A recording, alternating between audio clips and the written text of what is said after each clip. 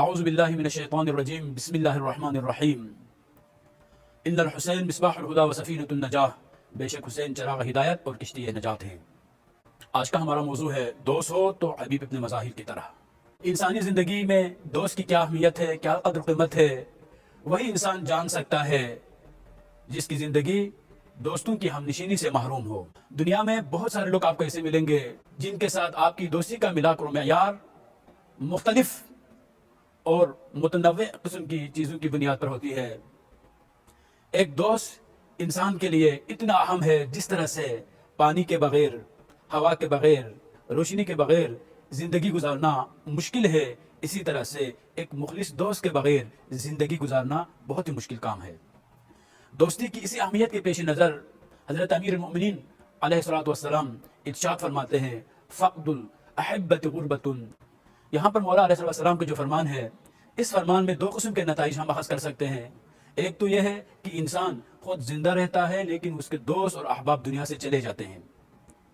یہ بھی ایک مشکل کام ہے۔ اسی طرح سے کوئی شخص کسی کے لیے دوست بن جاتا ہے، بہت بہترین شخص ہے، لیکن اس دوست کو سنبھال نہ سکنے کی وجہ سے وہ اس شخص سے الگ ہو جاتا ہے، اپنی راہ جو ہے وہ الگ کر لیتا ہے، تو یہ بھی کسی مصیبت سے کم نہیں ہے۔ دوستی کی اہمیت اتنی زیادہ ہے کہ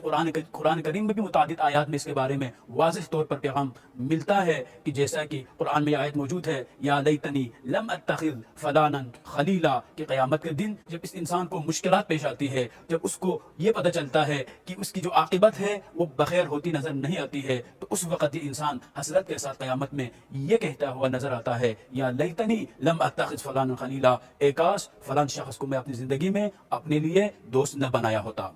تو اس سے یہ نتیجہ ہم اخذ کر سکتے ہیں کہ انسان کی خوش قسمتی اور انسان کی بدقسمتی کہہ دے، یا انسان کی کامیابی اور یا انسان کی ناکامی میں دوست کا بہت بڑا کردار ہوتا ہے۔ اگر کسی شخص کے پاس اچھے دوست موجود ہوں تو اس کو یقین کر لینا چاہیے، اسے خدا کا شکر ادا کرنا چاہیے کہ اچھے دوست انسان کی زندگی کو بہت خوبصورت کرنے میں بہترین کردار ادا کرتے ہیں۔ اسی طرح سے اگر کوئی برا دوست ہو تو اس برے دوست کی دوستی کے نتیجے میں انسان تباہ اور برباد بھی ہو جاتا ہے۔ آج کل کے ہمارے معاشرے میں سب سے بڑا مسئلہ، خصوصاً ہماری جو نیو جنریشن ہے، اس کے لیے سب سے بڑا مسئلہ یہ ہے کہ یہ جنریشن یہ تمیز نہیں کر سکتی، یہ فرق نہیں کر سکتی کہ کس کو دوست بنانا ہے، کس سے دوری اختیار کرنا ضروری ہے۔ اسی نہ جاننے کی وجہ سے ایسے لوگوں کے ساتھ اٹھنا اور بیٹھنا شروع کر دیتے ہیں جس کے نتیجے میں اس کی زندگی تباہ اور برباد ہو جاتی ہے، کامیابی کے راستے بند ہو جاتے ہیں۔ جو شخص اللہ کے لیے کسی سے دوستی کرے، اللہ کے خاطر کسی سے دشمنی رکھے اور اللہ کے خاطر کسی کو دے، تو یہ شخص ایسا ہے کہ اس کا ایمان کامل ہے۔ یہی ملاک اور معیار ہمیں اہل بیت اطہار علیہ السلام اور ان کے صحیح دل سے ماننے والوں کی زندگی میں ہمیں یہ ملاک نظر آتا ہے۔ مولا امام حسین علیہ السلام مدینے سے جیسے ہی آپ نے اپنے سفر کا آغاز کیا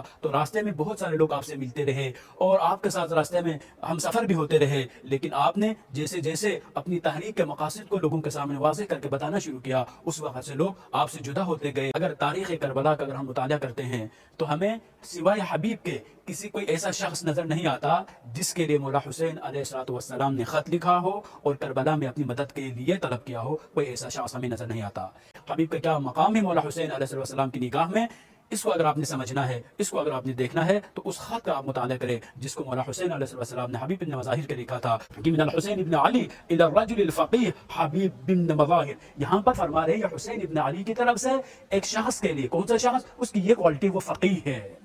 اس سے معلوم ہوتا ہے کہ حسین جن لوگوں کو خط لکھتے ہیں وہ لوگ ایسے نہیں ہوتے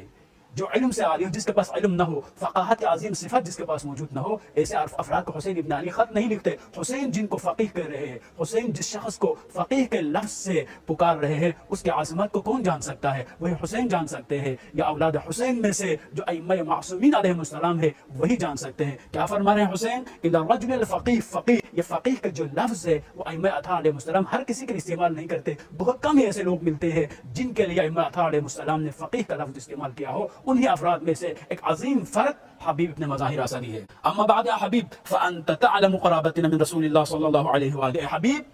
تمہیں معلوم ہے کہ ہم کون ہیں، رسول اکرم صلی اللہ علیہ وآلہ وسلم سے ہماری کیا رشتہ داری ہے، حبیب تمہیں تو معلوم ہے۔ یعنی اس سے معلوم ہوتا ہے کہ قرابت رسول صلی اللہ علیہ وآلہ وسلم کو تو سبھی جانتے تھے، سب کو معلوم ہے کہ حسین ابن علی نواسے رسول ہے، لیکن یہاں پر امام حسین علیہ السلام حبیب سے فرمایا، حبیب شاید قرابت کی جو عظمت تھی، رشتہ داری رسول اکرم صلی اللہ علیہ وآلہ وسلم سے رشتہ داری کی جو عظمت تھی، جس عظمت کو حبیب جانتے تھے شاید اور لوگ نہیں جانتے تھے۔ اس کے بعد فرماتے ہیں وَأَنْتَ أَعْرَفُ بِنَا مِنْ غَيْرِكَ حبیب، ہم اہل بیت کی جتنی معرفت تم رکھتے ہو اتنی معرفت اور لوگ نہیں رکھتے۔ یعنی حسین یہ فرمانا چاہ رہے ہیں کہ حبیب ابن مظاہر ان افراد میں سے شامل تھے جو اہل بیت کا جو مقام ہے، اہل بیت اطہار علیہ السلام کی جو منزلت ہے اللہ تعالیٰ کہاں، اہل بیت اطہار کا کیا مقام ہے، جنت میں کیا مقام ہے،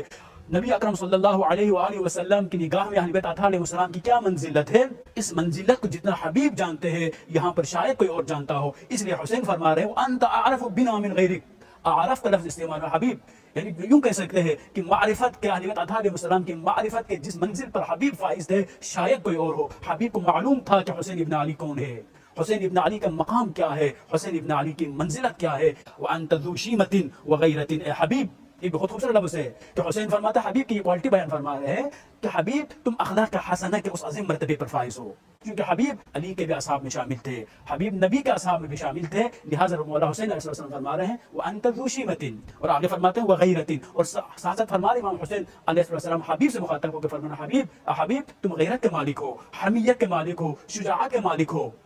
آگے فرماتے فلا تبخل علینا بنفسک، اے حبیب جب تم یہ چار کوالٹیز موجود ہیں، پہلی صفت فقیہ ہے، دوسری صفت معرفت اہل بیت رکھنے والے ہیں، تیسری صفت غیرت مند ہے، اور چوتھی صفت اخلاق حسنہ کا مالک ہے، جس میں یہ چار کوالٹیز موجود ہے وہ شخص جنت کا حقدار ہے، حسین ابن علی کے ہم نشینی کا حقدار ہے۔ اس لیے مولا فرماتے ہیں کہ فلا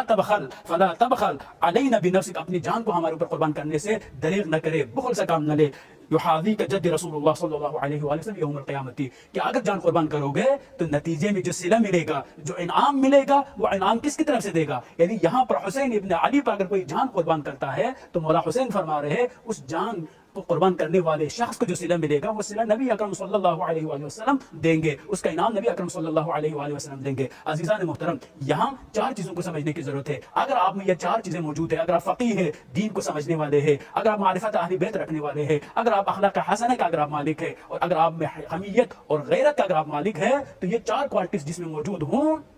تو اس شخص کو چاہیے راہ حسینی کو اختیار کرے، راہ حسینی پر اپنی جان کا نذرانہ پیش کرے۔ کیوں؟ اس لیے کہ جو شخص ان چار صفات کا حامل ہوگا وہ شخص جنت کا حقدار ہے، اس کو انعام ملنا چاہیے رسول اکرم صلی اللہ علیہ وآلہ وسلم سے، لیکن رسول سے انعام اس وقت ملے گا اگر اپنی جان کو حسین ابن علی پر قربان کرے۔ اگر آپ بھی راہ حسینی پر اپنی جان کو نشاور کرنا چاہتے ہیں، اگر آپ بھی حسین ابن علی کے اس راہ پر چلنا چاہتے ہیں، تو اپنے اندر اس تین چار کوالٹیز کو پیدا کرے۔ آپ میں دین کو سمجھنے کی صلاحیت ہونی چاہیے، آپ دین کو سمجھے، اپنی مرضی کا دین نہ بنائیں بلکہ دین کو سمجھے، آپ فقیہ بنے۔ دوسری صفت آپ معرفت اہل بیت حاصل کرے، اہل بیت کی معرفت جب تک ان کی سیرت، ان کی تعلیمات کو نہیں پڑھیں گے آپ کو معرفت اہل بیت حاصل نہیں ہو سکتی ہے۔ اور تیسری صفت اخلاق حسنہ کا مالک ہونا چاہیے کہ آپ کو پتہ ہو کہ وہ کون سی کوالٹیز ہے جو اللہ کو مطلوب ہے اور وہ کون سی کوالٹیز ہے جو اللہ کو پسند نہیں ہے، تین چیزیں۔ اور چوتھی چیز آپ غیرت مند بن جائیں، بے غیرت بے حیا انسان کبھی بھی راہ حسینی میں، قافلہ حسینی میں شریک نہیں ہو سکتا۔ کربلا آج بھی موجود ہے، حل من ناصر ینصرنا کی آواز آج بھی کائنات میں گونج رہی ہے۔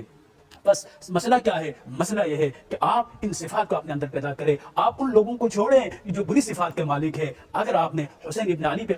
علی کے قدم پر اگر آپ نے چلنا ہے تو آپ کو وہ صفات اختیار کرنے کی ضرورت ہے جو حسین کے دوستوں میں موجود تھی۔ اگر آپ نے دنیا میں کسی کو دوست بنانا ہو تو ایسا دوست بنائیں کہ جو آپ کو جہنم سے جنت کی طرف لے کے جائے، جو آپ کو ضلالت اور گمراہی سے نجات کی طرف لے کے جائے، جو آپ حماقت اور بیوقوفی سے عقل اور حکمت کی طرف لے کے جائے، جو آپ کو یزیدی راستے سے نکال کر راہ حسینی پہ لے کے جائے۔ اگر آپ کو کوئی ایسا دوست مل جاتا ہے تو خدا کا شکر ادا کرے، اس دوستی کی قدر کرے۔ کیوں؟ اس لیے کہ یہ دوست دنیا میں آپ کی خوش قسمتی کا سبب بنے گا اور آخرت میں بھی آپ کی شفاعت اور آپ کی نجات کا ذریعہ بنے گا۔ والسلام علیکم ورحمۃ اللہ وبرکاتہ۔